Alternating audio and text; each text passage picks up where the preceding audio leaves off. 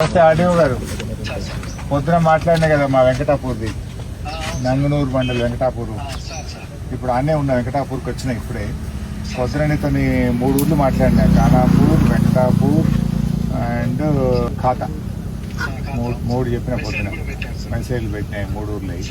అయితే ఇప్పుడు వెంకటాపూర్ది నీకు పొద్దున చెప్పినప్పుడు ఏం చెప్పినా, మొదలు పోయిన వాళ్ళకి 41 పోయింది, ఇప్పుడేమో 42 కిలోల 300 పెట్టమంటుండ్రు, 1 కిలో ఎక్కువ అంటుండ్రు. అది 2 సార్లు పట్టినాక మంచిగా ఎండపోసి తాళ్ళు లేకుండా బరాబర్ పట్టినాక కూడా మిల్లోడు మొన్నటిదాకా దించుకున్నా కానీ ఇప్పుడు కిలో ఎక్కువ పెడితేనే దించుతా అంటుండ్రు. కిలో ఎక్కువ అంటే ఏమవుతుంది, 3 కిలోలు పోతుంది క్వింటల్ మీద.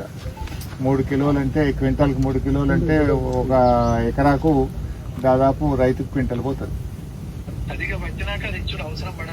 అది టూ మచ్ చేస్తుండేవాడు మిల్లోడు.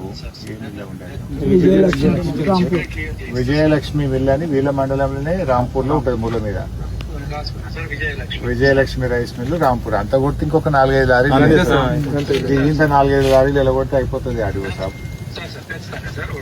ఖచ్చితంగా జర పొద్దున్నే నీకు మాట్లాడిన నేను జర ఇవాళ రేపట కథండి. విజయలక్ష్మి రైస్ మిల్ రాంపూర్ వీళ్ళ మండలంలోనే ఉంటుంది, రాంపూర్ చౌరస్తా మీద ఉంటుంది.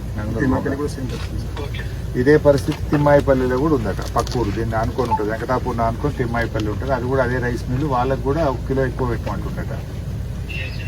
ఇప్పుడు పట్టితేనేమో కిలో ఎక్కువ పెట్టాలన్నట, పట్టకపోతే 2 కిలోలు ఎక్కువ పెట్టాలన్నట.